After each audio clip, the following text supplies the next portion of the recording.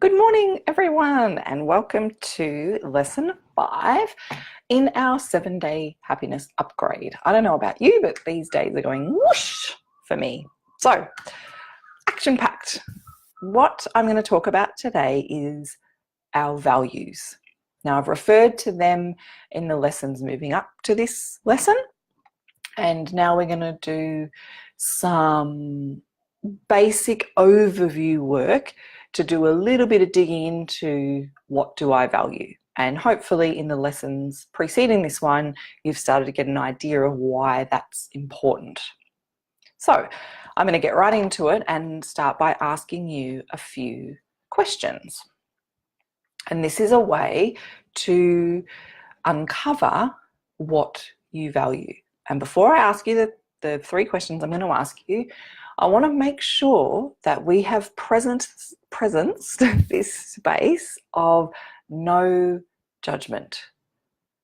So culturally, wherever you grew up, certain things might be more popular. So it's lovely to say, oh, family is what I value the most, or being of service is what I value the most, or something like that.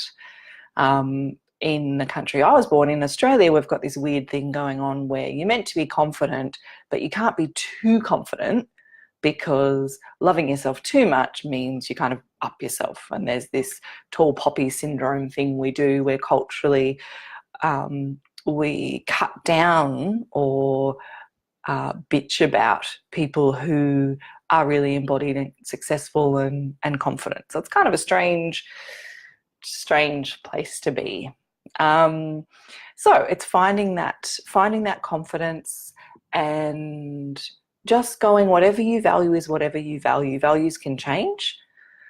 Becoming a parent might change your values. Finally landing in a vocation, in a career that really enlivens you might shift and change your values a little bit. Good morning, Joe. So these are open to change. What we value when we're 5 and what's really, really important and what we value when we're 45, they're going to be different, right? So they grow and they change and they evolve like we do. So here's the questions. What do you spend your time actually doing? So not what you want to be doing, but what you actually do. If you divided up your 24-hour period, what's getting the lion's share of your time? That's the first question. What do you spend your time actually doing? The second question is, what do you spend your money on? If we were to go through the last 6 months of bank statements, what would we find?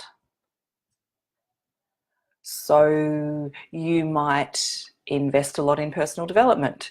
You might invest a lot in really healthy food. So we'd see a lot of healthy food, health food store, the organic farm or whatever. We'd see a lot of those kinds of purchases. You might really value escapism. I really value escapism. So if we looked at my bank statements, you'd see lots of books. I value learning and I also value escapism, so that you would see every single month, most weeks, hello Anna, you would see book purchases for learning, but book purchases for me to be in the world that someone else has created and just receive that imagination and that, escapism into something I didn't have to generate myself. So what do we spend our time? What do you spend your time actually doing? What do you spend your money on? And the third one is, what would you cancel over what? So given 2 options, which would you prioritize? So let me think of some examples. When my children were younger and they weren't 100% well, it was a no-brainer for me to cancel work over being there for my children. So that's what I cancelled over what.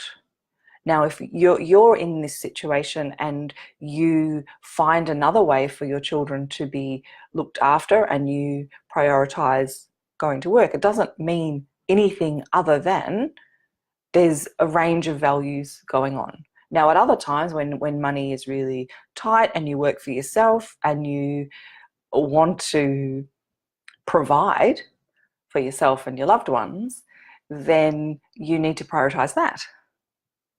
So values and priorities are linked, but we're going to do them separately. We're going to talk about values today, and we're going to talk about priorities tomorrow. So what would you cancel over what? If you had the opportunity to go to a friend's birthday party and you also got the opportunity to meet one of your mentors, business mentors, they were running a workshop, you were invited to speak at it, you were given a ticket and you had an opportunity to be up close and personal to activate that part of your life, what would you cancel over what? Now, no judgment is allowed. We need human beings all over the world to prioritize lots of different things.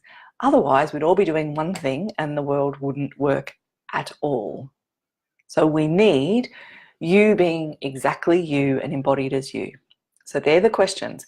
What do you spend your time actually doing? What are you spending your money on? And what would you cancel over what? Now, there is a reason that we did embodiment before I invited you to consider these questions around values. Because if what you're spending your time actually doing isn't in alignment with your values, or it's what you spend time actually doing is a value, but it's kind of number 12 and not in the top 3, your body will be giving you feedback. Now, the most common feedback is something along the lines of resentment. If you're given, or, frustrations or flatness. If you're given an opportunity, like what would you cancel over what, but you don't actually have the freedom to choose, or you feel like you don't have the freedom to choose what you actually want to do, so you have to do this other thing, your body will give you feedback because your heart and soul, body, mind wants to be doing this thing. And this is where practicing this embodiment work that we talked about yesterday, and I know we're doing introductory level things, but if you practice these lessons and really let them infuse into you, you can get a lot of value out of what I'm sharing. I am also here to support you in that one-on-one, personalized, individualized way, because I am a holistic life coach, healer, counselor. So I can help you one-on-one to personalize and individualize this if you get stuck. You just private message me, email me, and we can talk about how that works. I have a free discovery session, so I'm really clear that I can support you and add value to your life before I ever take you on as a paying client. So I'm assuming you can see how embodiment and values go together, because when we choose something that's out of whack, we get that no feeling that you guys got yesterday when we were practicing. The no can be a neutral, but the yes feels different. So for those of you on live, good morning, Christina. Hello, Anna. Ask me some questions. I've got a little bit of extra time to just see if I can help one of you with understanding this stuff. Good morning, Debbie. So yeah, we're talking about values, and they're deeply personal. And if you value growth and personal development, learning and escapism, right, having that brain holiday, if they're your top 3 values, it doesn't mean that you don't love your family and your partner, because you really attending to those values will make you a better partner. When you really value work, so adding value. Work is different for all sorts of different people, but for some of us like myself, work is part of my soul calling. It's very congruent for me. Body, mind, heart, soul, all of me loves what I do. I'm energized by it. And so by prioritizing my work and that multi-passioned me that I am, making products, and I'm writing my second book, The Happiness Recipe, now, and making workshops and doing fun stuff like this, that makes me a better parent. If I was at home just looking after children all day with no outlet for this part of me that wants to support a mindset revolution around personal empowerment, so people feel like they're the captain of their lifeboat, so people understand how to use their innate resources. That's what drives and inspires me to write books and work one-on-one and all of that. If I didn't have an outlet for that, there would be a flatness or there would be a frustration.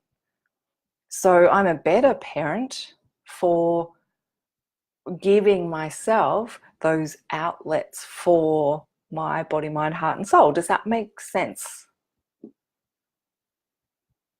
I hope it does. I look forward to your comments. This is really deep work, deep self-discovery work, where we take off the layers of our well-practiced behaviors, we take off those layers of judgment of ourselves and what we imagine as external judgment, and we really land in who we are. There's no wrong answers, but knowing the answers to these questions helps you be more confident. We can't be really happy, soul deep happy and confident when we're spending our energy, our time, our energy, our money on things that don't feed those primary values. It's exactly the same as that beautiful plant, and maybe it needs lots of nitrogen. I wish I knew more about plants, and then this metaphor would rock a bit more. And we're giving it lots of selenium, right? And so we're pouring in all this stuff, and we're kind of killing the aliveness of the plant, because what it needs is this. Now you are dynamically alive. You need whatever it is that you need. So really finding your label and that embodiment that we talked about yesterday helps you understand who you are and what creates aliveness. Now I've got a question here. I'm going to read it. Everything you are sharing rings true for me. I'm running a retreat tonight, and it's my passion, my life, my happiness. Thank you. Oh, isn't it wonderful? And imagine, gorgeous Christina, if you had this life and this passion, and I have been to your retreats and you're amazing, amazing. Imagine if you didn't give yourself that outlet because you had some external pressure of, well, I'm a mum now, so I can't do this, or you have to be a certain age to do that and I'm not it, or I weigh this much and I can't do it until I weigh that much, or I'm trying to do that. All these ways that we restrict ourselves. And the thing is, if we allow the space and the freedom to do what we love, and like I said, we don't need a whip cracker in the motivation department if we're doing what enlivens us. We want to do it. We get the aliveness. So taking that offhanded thing I said about, I can't do this until I weigh this much, you're so much more likely to be losing or gaining whatever it is you need, the weight that you imagine that you want to be, if you're doing what you love.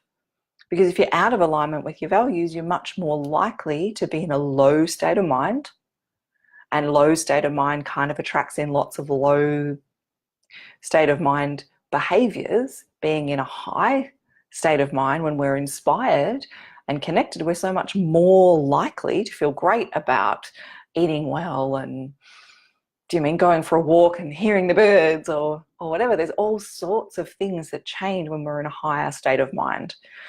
Our very last lesson, lesson 7, is going to be around that cascade of thoughts and feelings and actions and reactions and how we create our now. That's what we're going to talk about next.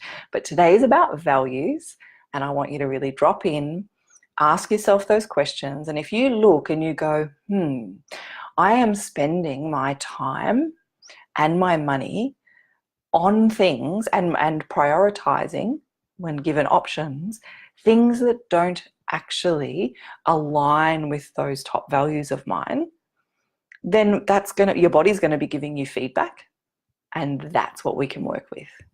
So I hope that makes sense. I hope that is super useful. It's a 15-minute teensy introduction to something that can actually transform your whole world. And I'm here to support you if you need that one-on-one support that's about you and you specifically and your life circumstances specifically, as opposed to that broader general overarching theme, because we can all get lost in our own perceptions without a guide. That is it from me today. And thank you so much for being here. Thank you for the people being here live. Thank you for all of you watching afterwards, and comment away, and I'll help as much as I can in this forum. Wishing you a beautiful day. Thank you.